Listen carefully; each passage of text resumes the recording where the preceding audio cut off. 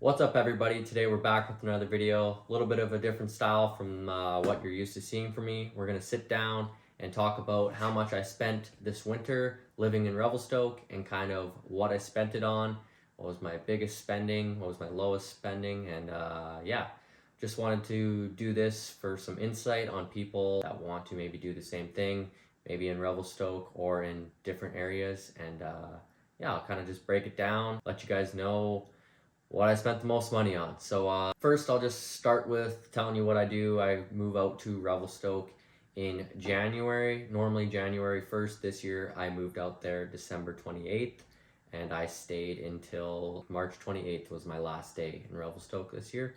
So I had a pretty decent trip. Snow conditions definitely were not ideal, so it's kind of a weird one. The gas prices on my snowmobile would definitely be a little bit higher.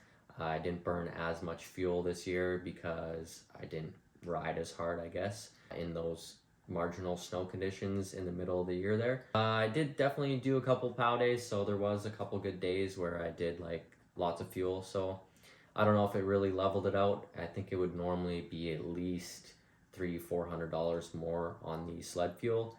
And I think my truck fuel was higher this year. So let's get into the first step. And also, this is not going to include like my payments on my sled or like how much my sleds cost me or like any of that stuff. This is just what I spent when I moved to Revelstoke, because it's not going to be the same for everybody. If you do like, oh, how much your sled costs, because like you could buy like a turbo or you could buy like an NA, so it doesn't really make sense for me to put that in there. So I'm just going to do what I spent just to live out there. So this is what you spent if you have a snowmobile and you just want to go and ride it in Revelstoke for 3 months. So let's start off with the first number I got here is my sled fuel. So I obviously run premium in my sled. I was filling up at the Chevron this year in Revelstoke, and the grand total for sled fuel only was $1,877. And that was 56 days of riding on the snow. It was $1,877 for premium. And then the next one I got on the list is sled oil. I did get a little bit of a deal at the start of the year on oil, but it really wasn't that much, maybe like $100 in savings. The grand total was $809 on sled oil. It was $15 to $20 cheaper to go there and buy their refillable oil jugs. So that's what I did this year. Just a little shout out, thank you to Derek at Revive Power Sports there for supporting me this year. And the next on the list is the truck fuel. So this one, I did go to a trip down to the States, one trip, and that is included here, but the fuel in the States is definitely cheaper. So the truck fuel came out to $2,638.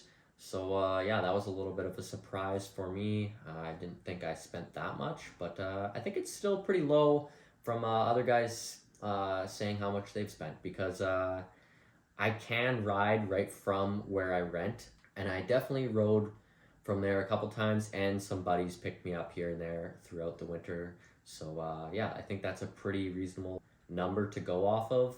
I also drive a deleted Cummins, so the fuel mileage is like 16 to 20 liters per 100K on that thing. Sled parts is the next one.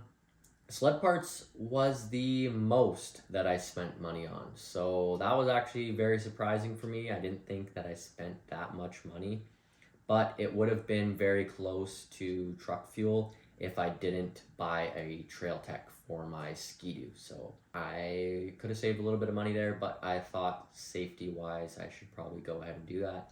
And I did use it a couple times. Definitely would have used it more at the start of the season when we were doing more tree riding, but I just didn't have it then. And I definitely found out that I could have used it a couple times.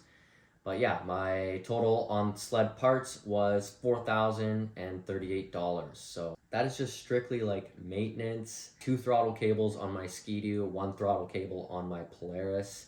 So I had to get those fixed a couple times. I didn't really want to miss a day due to a broken throttle cable, so I would just take one to get fixed and then ride my other one. So it did end up costing me more than it could have. So I could have saved some money there on fixing it myself, but I just didn't want to miss the days. The snow was good when I did break them. The deepest, I actually broke my throttle cable on the deepest day of the year. So yeah, I was not missing the day after that.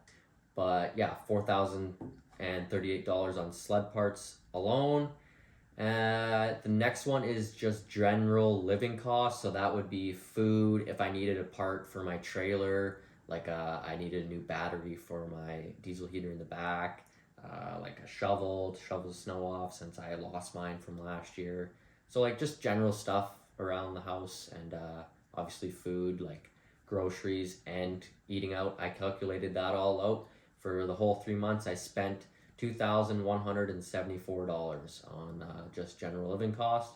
So I think that's not too bad. I definitely could have saved a little bit more if I didn't go out and eat out as much. But yeah, it's good to go out and eat a good meal with your buddies after you have a long day riding. So after that, I added up my rent, which is actually pretty cheap. My rent only cost me $3,450, which in Revelstoke is really good.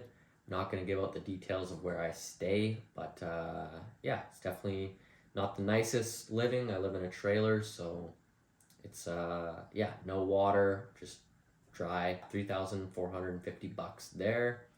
So all that, sled fuel $1,800, oil $800, truck fuel $2,600, sled parts $4,000, general living cost $2,100, and rent $3,400. All came out to $14,986 that I spent this winter living in Revelstoke. So yeah, I don't know what to say about that. I just thought I would do a video on how much it costs to go and sled out in Revelstoke. So that is not including the cost of the sled, the gear that you need, like avalanche backpacks, probes, shovels, beacons, like all this stuff, your helmet. That doesn't include any of that. I would like to say a big thanks to my sponsors this year: Backwoods BMP, GGB Exhaust, Poir Wraps, Revive Power Sports, 509 Inc., and Highmark by Snowpulse for hooking me up with some good deals. I definitely saved a lot of money due to Backwoods and GGB and Peak Outerwear. They were definitely my biggest supporters this year. So go check them out. It helped out a lot with some expenses. My expenses would have been a lot more if I didn't have those companies supporting me. So thank you very much. That's pretty much all I got. I definitely will be doing it again next year. Got to get to work and make that money back. But if you guys keep watching my YouTube videos, hopefully I can keep doing this for many years to come. Just wanted to say thanks to everyone who watched all the videos this year. Definitely appreciate that. I'm going to keep pushing on YouTube all through the summer. So share my channel to your friends. Definitely going to be putting some different kinds of content out this summer to engage different viewers that aren't just into sledding.